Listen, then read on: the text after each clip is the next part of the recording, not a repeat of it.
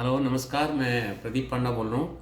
और आज हम एक टॉपिक के बारे में बात करें कि जो इंटरनेशनल बैंकिंग इंडस्ट्रीज़ में जो सिनेरियो चल रहा है, तो ऐसा हो ही नहीं सकता है कि आपको इसके बारे में पता नहीं होगा। डेफिनेटली आपको पता होगा, आपने बहुत सारे न्यूज़ आइटम देख चुके होंगे और बहुत सारे वीडियोज़ भी देख चुके होंगे। लेकिन मैं फिर भी ट्राई करूँगा कि आपको बहुत सिंपल तरीके से इसके बारे में कुछ जानकारी दूँ जो कि आपके लिए काम की चीज़ है। तो अब हो क्या रहा है ग्लोबल सेटअप में, अगर आपको बताऊं तो सबसे पहले आपको जो मेन न्यूज़ बताता हूं आपको कि अभी अमेरिका में हुआ क्या है कि कुछ बड़े बड़े बैंक, मतलब हम उसको बड़े बड़े बैंक बोलेंगे डेफिनेटली, साइजेबल साइजेबल बैंक्स, मतलब उनका जो है अमेरिका का दो तीन बैंक्स ऑलमोस्ट कोलाप्स होने के कगार में आ गए थे, बट उनको बाल बाल बचा लिया गया है। तो उसमें है एक हमारा एसवीबी बैंक है, सिलिकॉन वैली बैंक है, और एक सिग्नेचर बैंक है, एक रिपब्लिक बैंक है। ये तीनों बैंक हैं। और ऐसे तो अमेरिका में छोटे मोटे करके करीब 850 बैंक्स हैं अमेरिका में, तो उसमें से ये तीन बैंक्स अभी लाइमलाइट में आए हैं। बट किसको पता होगा कि और कितने बैंक्स सेम प्रॉब्लम में फेस कर सकते हैं आने वाले टाइम में। तो ये जो प्रॉब्लम है अभी, जो लास्ट फ्राइडे को करीब लास्ट फ्राइडे मतलब जैसे कि अभी पिछले हफ्ते का जो फ्राइडे था, इसमें ये पहली बार एक्सपोज हुआ था इंटरनेशनल मार्केट में। और उसके बाद इतनी पैनिक हो गई थी कि उस बैंक से सारे लोगों ने पैसा विड्रॉ करना शुरू कर दिया था। और अमेरिका में कभी किसी बैंक में ऐसे होगा किसी को उम्मीद नहीं था, और ये हुआ है, तो इसके बारे में चर्चा करना ही बहुत ज़रूरी है कि हुआ क्यों है। तो अमेरिका में जो ये तीन बैंक का हुआ, सबसे पहले हम सिलिकॉन वैली बैंक की बात करते हैं। सिलिकॉन वैली बैंक में बेसिकली क्या था कि अमेरिका में जो इंटरेस्ट रेट था वो बहुत कम था, 0 से लेकर 25 पैसा का इंटरेस्ट रेट था। और उसी इंटरेस्ट रेट्स के बेसिस पे सिलिकॉन वैली बैंक्स में काफ़ी सारे पैसा, उनका इजी मनी उनके पास आता था, लिक्विडिटी काफ़ी अच्छी होती थी, पैसा काफ़ी आता था। तो उन्होंने उस पैसे को क्या किया है कि एक अच्छे गवर्नमेंट सिक्योरिटीज़ में उन्होंने सारे इन्वेस्टमेंट करते थे। और वो गवर्नमेंट सिक्योरिटीज़ में इन्वेस्टमेंट करते थे, लॉन्ग टर्म के लिए इन्वेस्टमेंट करते थे। और उसकी इंटरेस्ट रेट्स आप मोटा मोटा लगा लो कि 1.5%, 2%, 2% इंटरेस्ट पे वो लगाते थे, तो उनका प्रॉफिट अच्छा खासा आने का उम्मीद था। बट हुआ क्या है कि जैसे आपको पता होगा, मैंने काफ़ी सारी वीडियोज़ में आपको पहले बता चुका हूँ कि अमेरिका में इंटरेस्ट रेट्स बढ़ाना पड़ा। अमेरिका में जो हमारा फेडरल रिजर्व जो है, जो वहाँ का सेंट्रल बैंक है, पिछले 1.5 साल से कंटिन्यूसली इंटरेस्ट रेट्स बढ़ा रहा है। 0.25% से वो भी आज के डेट में 4.5-5% पहुँच चुका है वहाँ का इंटरेस्ट रेट। तो इंटरेस्ट रेट उनको क्यों बढ़ाना पड़ रहा है कि वो इन्फ्लेशन को कंट्रोल करना चाहते हैं। इन्फ्लेशन को कंट्रोल करने के लिए वो अपनी इंटरेस्ट रेट्स को बढ़ाए हैं। लेकिन उनको ये उम्मीद नहीं था कि इंटरेस्ट रेट बढ़ाते बढ़ाते कि उनकी बैंकिंग इंडस्ट्रीज कोलैप्स कर जाएगी। तो उनकी बैंकिंग इंडस्ट्रीज में सबसे पहला जो एक्सीडेंट हुआ है वो एसवीबी का हो गया है। ये आपको ये सिलिकॉन वैली बैंक का पहले एक्सीडेंट हुआ, उसके बाद 2 बैंक और हो गया उसमें एक्सीडेंट। ये एक्सीडेंट क्यों हुआ कि इन्होंने जो सिक्योरिटीज़ में इन्होंने इन्वेस्टमेंट कर रखा था इन सारे बैंक ने इस पैसे को लेके, वो बॉन्ड जो है उस बॉन्ड का इंटरेस्ट रेट्स काफ़ी कम हो गया as compare to the market rate interest rate, market में इंटरेस्ट रेट से। तो उस बॉन्ड की वैल्यू धीरे धीरे गिरना शुरू हो गया था। और जब डिपोजिटर्स से जब उनको पता चलता है कि भाई हमारी बैंक ने की जो इन्वेस्टमेंट जो है सारे ऐसे नॉन प्रॉफिटेबल टाइप के बॉन्ड्स में लगे हुए हैं, तो उन्होंने विड्रॉ करना शुरू किया है। और आज की डेट में सोशल मीडिया और ये इतनी स्ट्रांग है आज की डेट में, किसी भी चीज़ में अगर रिमूव होती है, किसी चीज़ की रिमूव होती है, तो उसका एक रिपल इफेक्ट्स इमीडिएटली हो जाता है और वो बहुत ज़्यादा एक पैनिक सिचुएशंस क्रिएट करना शुरू करता है। तो काफ़ी सारे डिपोजिटर्स जब आपके पास पैसा विड्रॉ करने आएंगे तो आपके पास पैसा नहीं होगा, तो आपको उस बॉन्ड को फिर लॉस में बेचना पड़ेगा। तो लॉस में बेच के आपको फंड देना पड़ेगा। तो this is the main reason for Silicon Valley banks जिसमें क्राइसिस हुआ। बट फॉर्चुनेटली हुआ क्या है कि जो वहाँ का फेडरल रिजर्व जो है और अमेरिका के प्रेसिडेंट ने इमीडिएटली इंटरवीन किया इसके ऊपर, ज़्यादा डिले नहीं किया उन्होंने। और उन्होंने आके बोला है कि सारे डिपोजिटर्स का पैसा सेफ है और सबको पैसा मिलेगा। तो उन्होंने उसको फिलहाल सिचुएशन को मैनेज कर लिया है।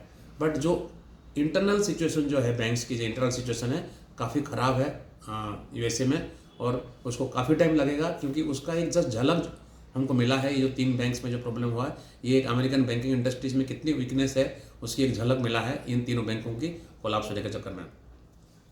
उसकी थोड़ी देर बाद ही यूरोप का एक बहुत बड़ा बैंक है जो क्रेडिट स्विस जो है, करीब more than 100 years old bank है, स्विट्जरलैंड का बहुत बड़ा बैंक है। तो वहाँ पर भी उन्होंने सेम प्रॉब्लम फेस करना शुरू किया था क्योंकि उनको भी फाइनेंशियल कंडीशंस का भी खराब हुआ। बट उसमें भी क्या हुआ कि इमिडिएटली उनकी जो सेंट्रल बैंक है, जो स्विट्जरलैंड का सेंट्रल बैंक है, वो भी लिक्विडिटी सपोर्ट दे दिया उसको, $54 बिलियन का लिक्विडिटी सपोर्ट दे दिया। तो क्रेडिट स्विस का भी जो प्रॉब्लम बड़ा होने का चांसेस था, वो भी उसको for the time being control कर लिया गया है।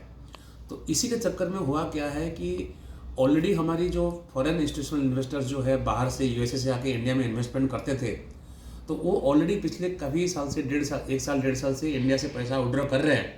और उसके बाद फिर जब ये न्यूज़ भी आ गया, और उससे पहले फिर अडानी वाला भी फियास्को आया था, तो इसी काफ़ी सारे प्रॉब्लम के चक्कर में इंडियन इक्विटी मार्केट्स को ज़बरदस्त इम्पैक्ट पड़ा है। और कहाँ हम 19,000 हमारा निफ्टी जाने वाला था, वो आज की डेट में कम से कम 1,000-1,500 पॉइंट्स तब से गिर चुका है। तो ये इम्पैक्ट जो है यूएसए में जो इम्पैक्ट हुआ है, उसमें इंडिया का जो इक्विटी मार्केट तो इम्पैक्ट डेफिनेटली हुआ है, बट और आगे कितना इम्पैक्ट करेगा तो वो कहना बहुत मुश्किल है। बट डेफिनेटली जो यूएसए में जो सिचुएशन हुआ है वो बहुत ही अलार्मिंग है, और इंटरनेशनल बैंकिंग इंडस्ट्रीज़ के लिए भी बहुत बड़ी कंसर्निंग है कि इतनी बड़ी डेवलप्ड कंट्री होने के बावजूद भी, इतनी फाइनेंशियल एक्सपर्ट्स वहाँ होने के बावजूद भी, तो वो उन्होंने ऐसे सिचुएशंस को लाने कैसे दिया है। और क्या इंटरेस्ट रेट जब बढ़ा रहे थे तो उनको क्या इस चीज़ का पता नहीं था कि मतलब कि हमारी बैंक किसी ना किसी पर्टिकुलर बैंक को ये प्रॉब्लम होने वाला है।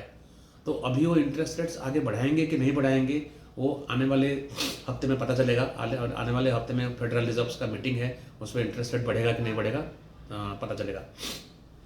अब हम अगर इंडियन बैंक्स की बात करें तो इंडियन बैंक्स में भी क्या है कि जो हमारी एक बहुत बड़ा प्रॉब्लम इंडियन बैंक्स में इसलिए आ गया था कि जो अडानी वाला जो मैटर डेवलपमेंट हुआ था, उसमें जो हमारी सबसे बड़ा बैंक है जो स्टेट बैंक ऑफ इंडिया है, और हमारे बैंक ऑफ बड़ौदा है, पंजाब नेशनल बैंक है, और बहुत सारे प्राइवेट सेक्टर्स बैंक्स में, तो कहीं ना कहीं एक परसेप्शन ऐसे बन गया था कि अगर अदानी ग्रुप में कुछ प्रॉब्लम होता है तो बैंकिंग इंडस्ट्रीज में भी प्रॉब्लम होगा कि उनका बहुत सारे पैसा वहाँ लगा हुआ है। बट वो प्रॉब्लम धीरे धीरे थोड़ा सा सेटल डाउन हो रहा था।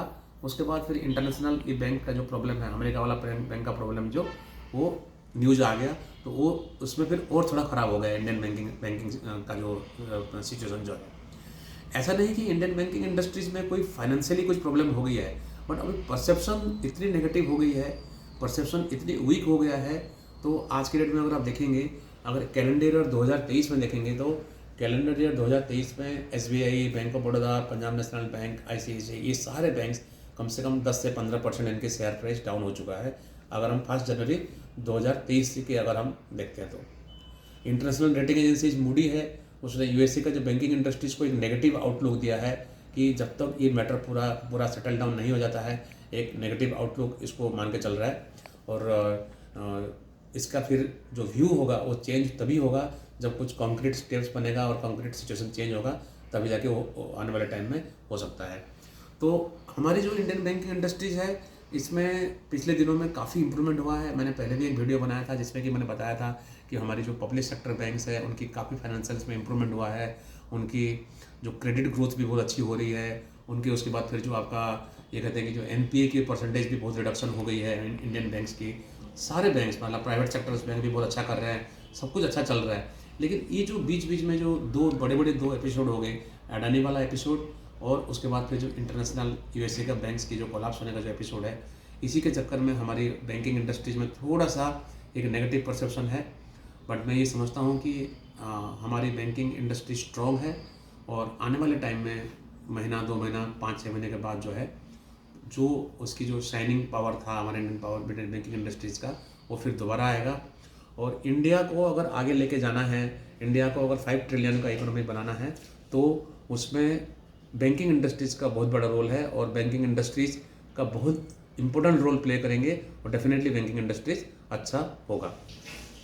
इतना ही कहना था। Thank you very much. नमस्ते।